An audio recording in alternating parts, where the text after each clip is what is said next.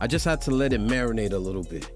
Now that it's been roughly about 24 hours and we could all calm down, what needed to happen did happen, ladies and gentlemen. We have this video brought to you by Microphone. You already know. He choked on national television. We already know he's talking about Dan Campbell.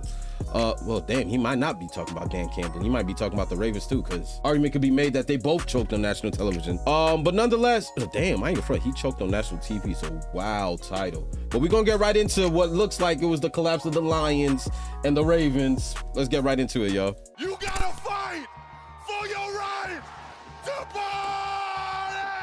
It has been decided the final two teams that are going to be facing off against each other in this year's Super Bowl. And I guess you could say the Super Bowl Niners logo theory, which is the theory that the colors that the Super Bowl logo is typically represents both teams that are going to be playing in the Super Bowl, was incorrect. But before we get to the content, make sure you drop, like, subscribe, and turn on our notifications to help the channel grow. Now that we get all that out of the way,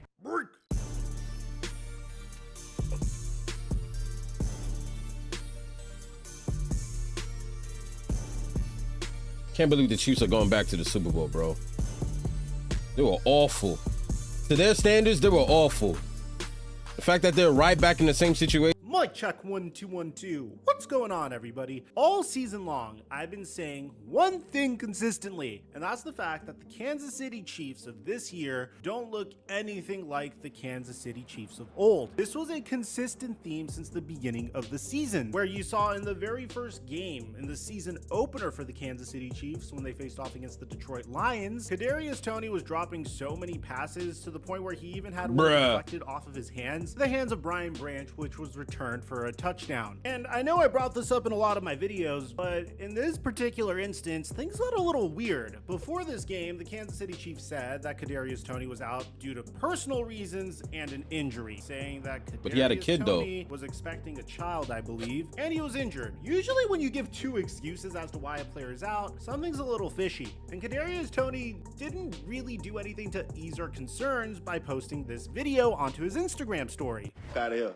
All these play me on God. I just don't gotta get on this be on no go clear no cause I don't really give a I don't y'all. Have y'all really do something I do.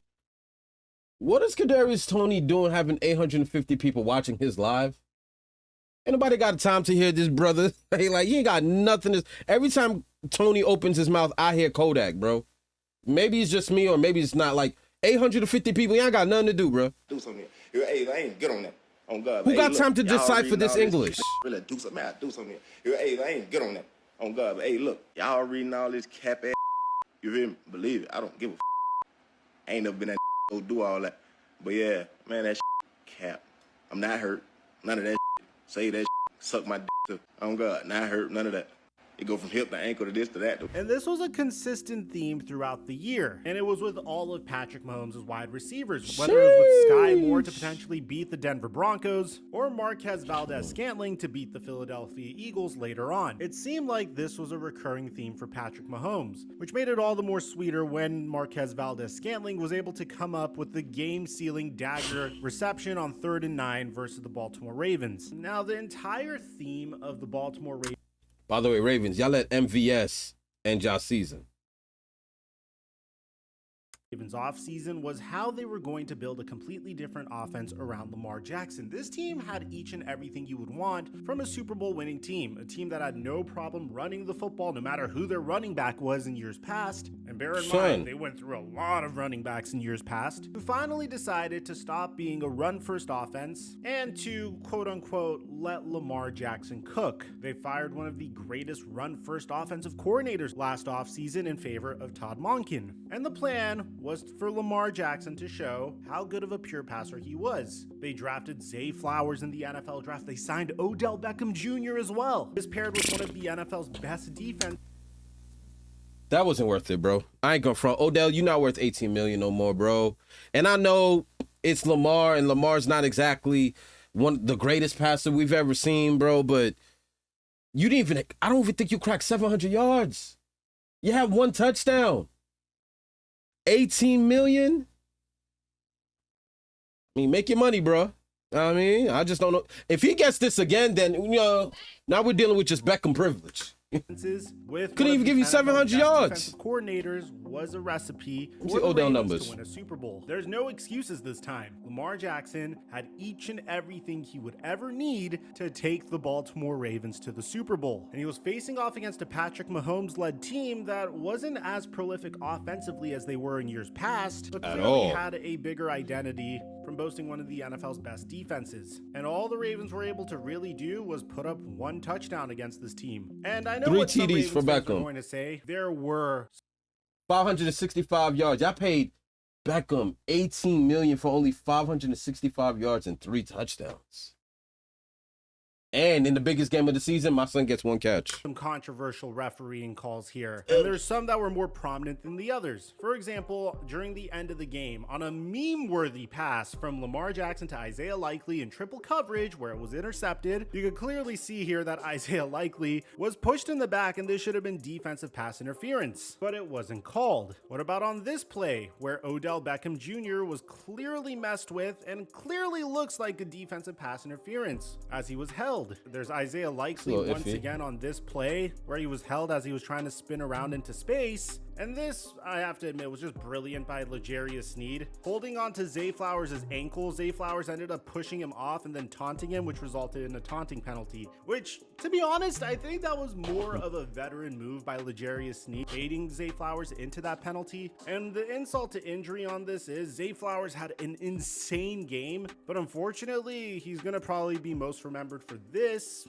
And the play later on. Fortunately, that's how it happens, bro. Been a touchdown where he dove into the end zone, had the ball knocked out by L'Jarius Sneed, and fumbled into the end zone for a touchback. The thing that sucks about this game is it was definitely one of those games where the Baltimore Ravens could have potentially won if a few things went their way. If Zay Flowers didn't fumble the ball in the end zone, if a pass interference call was made on Isaiah Likely, then we would be having a much different conversation right now. But at the same time, there were moments where I just saw a complete inability from the Baltimore Ravens offensive coordinator and just coaching in general from making accurate adjustments. And probably the best instance of this is they really just wanted to allow Lamar Jackson to cook the whole time. The Kansas City Chiefs pass defense is one of the best pass defenses in the NFL, but their run defense leaves something to be desired. They're the 28th best run defense in the entire NFL. But throughout the entire game, the Baltimore Ravens only had 3 early down running back runs. In these 3 runs, they gained 17 yards. They did this against the NFL's 28th run defense. So it's a lot of frustrating elements all around. And I know it's a pass-first offense, but in this case, man, if you clearly have a formula that's working, I mean, that was the thing. Even while I was reacting to the game, I was so confused. I'm like, why are you guys still on 7? And I was talking with one of my partners. I'm like, yo, Baltimore came into this game running was their identity. Like, couldn't nobody stop Gus Edwards from having multiple touchdowns in the game?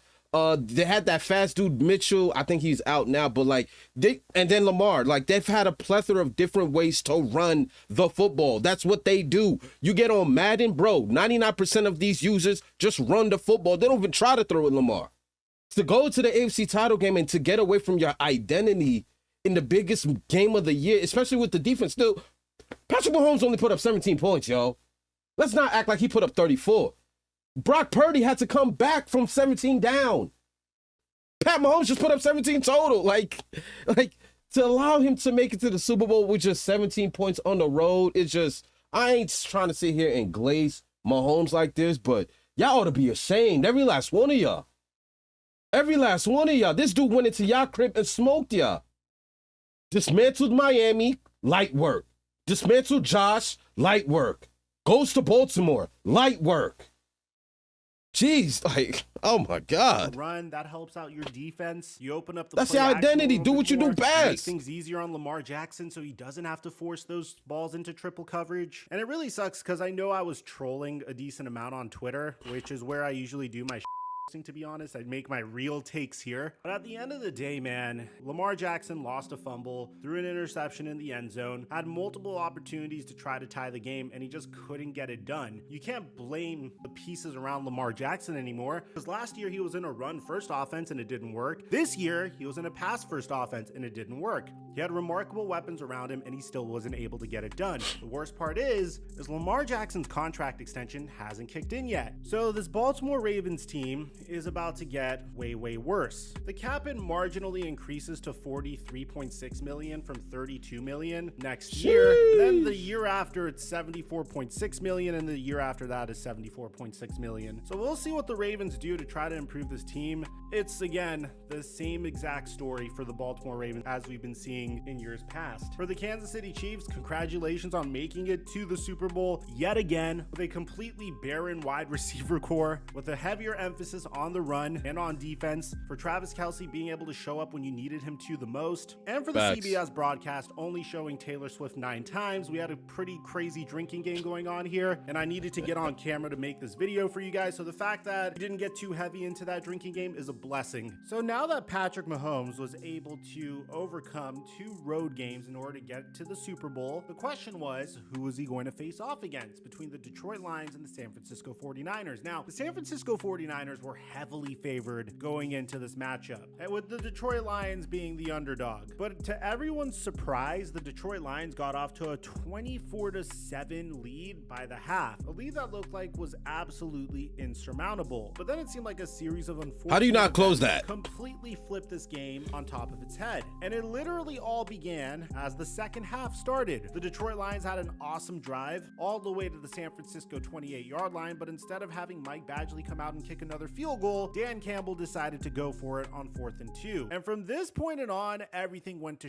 for the Detroit Lions. Brock Purdy threw a remarkable pass to Brandon Ayuk for 51 yards. People were calling Brock Purdy a game manager, but could a game manager truly bounce the ball off of the face mask of the defender into Brandon Ayuk's hands? I think not. Stop Eventually, it. the San Francisco 49ers would score a touchdown off of that. The Detroit Lions get the ball back. And almost immediately, on cue, Jahmyr Gibbs fumbles the football. And within 2 minutes, the San Francisco 49ers score yet another touchdown, this time from Christian McCaffrey. At this point, Wow. the game is tied. The Detroit Lions would get the ball back. They'd go 3 and out. And everybody was watching to see if the Lions would choke away a 24-7 lead to potentially make it into the Super Bowl. And the meltdown would continue into the 4th quarter for the Detroit Lions. I mean, the San Francisco 49ers would go up by 3. The Detroit Lions would drive up the field once again, which included a crazy reception from Jamison Williams that should have been intercepted, but he was somehow able to come down with it, and an incomplete pass to Jamison Williams that should have been caught for a touchdown. And when it was 4th and 3 on the San Francisco 30, Dan Campbell had a decision to make. In this particular instance, you're down 27-24. If you kick the field goal, the San Francisco 49ers get the ball back with 7 minutes and maybe 20 seconds left to go in the game. If they were to drive all the way down the field and score a touchdown, you would get the ball back with about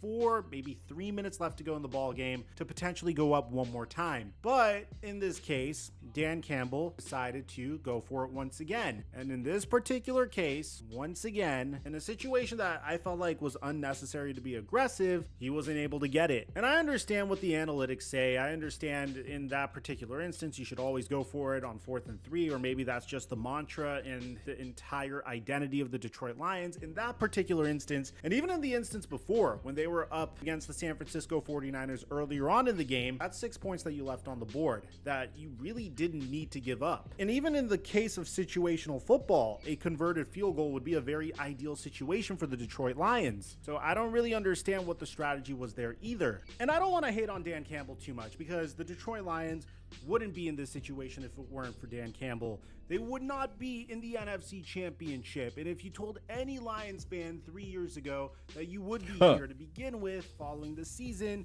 they would not believe you. They would laugh at you. This franchise and organization. Arguably, what a team that could have been the second seed in the entire NFL, you know, if it wasn't for that call against Dallas.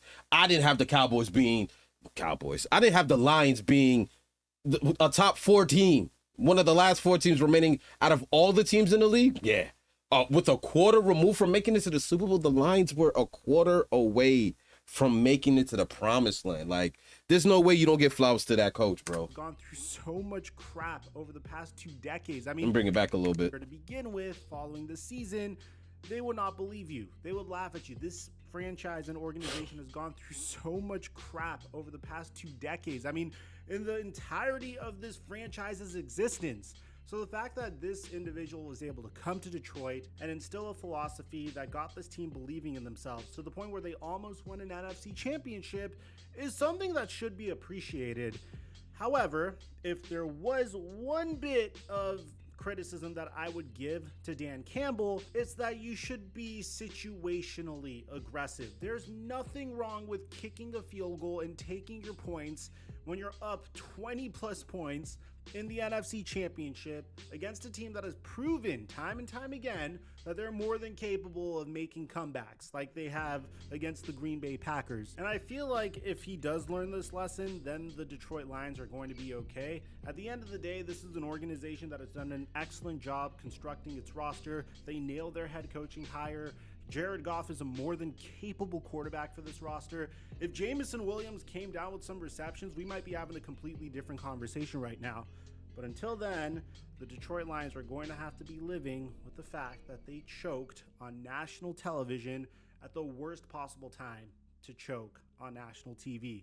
Let me know in the comment section down below how you guys feel about all this, man. If you're a Lions fan, I'm so sorry that this happened to you. Y'all sick. All rooting for you. Aside from that, I'm your boy Mike, and I'm dropping our mic until our next upload. Yeah, Mike be dropping the gems. Yo, listen, man. Lion fans, y'all sick. So Baltimore Ravens. Listen, at the end of the day, they can only be one champion. They can only be one person that hoists the Lombardi. Everybody else is just back to the drawing board. Start from scratch. Crumple up 2023 season and get ready for 2024. Let me know who y'all dropping in the first round. But nonetheless, yo, bro, I like Dan Campbell. I think the Lions are in good hands despite this. And again, you got to understand, he went up against Kyle Shanahan, who he had his moments when he fumbled the NFC title games, right? So I feel like in the next couple of years, we're going to see the Lions back in this same situation. But this time, Dan Campbell will have learned from the nightmares of this year. And I don't know, bro. I'm not going to say I could see the Lions being Super Bowl champions in the next 3 years. But, bro, where are they going? That team can only get better. And as far as the Ravens, I don't even want to talk about the Ravens, bro. Y'all straight up choke. Y'all straight up choke. Y'all let me know in the comment section what you thought of this video. I'm going to holler at you guys. Mamba out, bro. Can't wait for the Super Bowl, bro. 49ers. Chiefs.